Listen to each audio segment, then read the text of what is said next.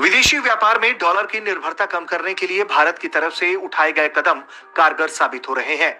RBI ने जुलाई 2022 में विदेशों से ब्याज आकर्षित करने और डॉलर पर निर्भरता घटाने के लिए रुपए में ट्रेड सेटलमेंट सिस्टम का प्रस्ताव किया था।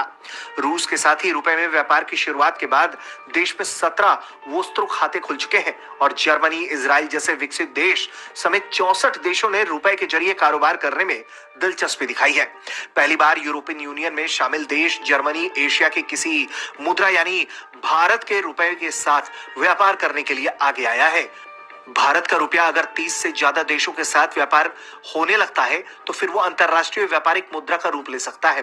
भारत के साथ रुपए में व्यापार करने में दिलचस्पी दिखाने वाले ज्यादातर देश विदेशी मुद्रा भंडार में डॉलर की कमी का सामना कर रहे हैं। अभी तक मॉरिशस, श्रीलंका के लिए विशेष वस्त्रों खाते को आरबीआई ने मंजूरी दी है। ताजिकिस्तान, क्यूबा, लग्जमबर्ग, सूडान भी रुपए में ट्रेड सेटलमेंट के लिए बातचीत कर रहे हैं। इसके अलावा बांग्लादेश, नेपाल, म्यांमार जैसे पड़ोसी देश भी इस बारे में गंभीरता से सोच रहे हैं। अब बात करते हैं कि रुपए में व्यापार करने से भारत को क्या फायदे होंगे।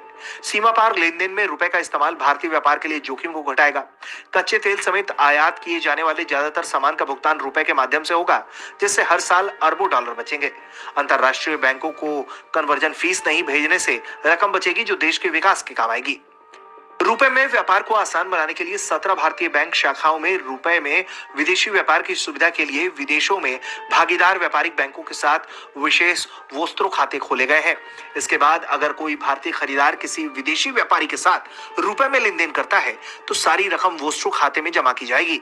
जब भारतीय निर्यातक को सप्लाई किए गए सामान के लिए भुगतान करने की जरूरत होगी तो वस्त्रों खाते से कटौती की जाएगी और पैसा निर्यातक के खाते में जमा किया जाएगा। बीते कुछ महीनों में डॉलर के मजबूत होने से दुनिया भर के कई देशों के लिए आयात महंगा हुआ है। इसे एक विकल्प की जरूरत थी। अब रुपए में कारोबार शुरू होने के बाद उम्मीद है कि अमेरिकी डॉलर पर निर्भरता कम होनी शुरू हो जाएगी और भारत का रुपया भी आने वाले दिनों में जल्द ही और भी ज्यादा मजबूत होकर पूरी दुनिया के सामने आएगा।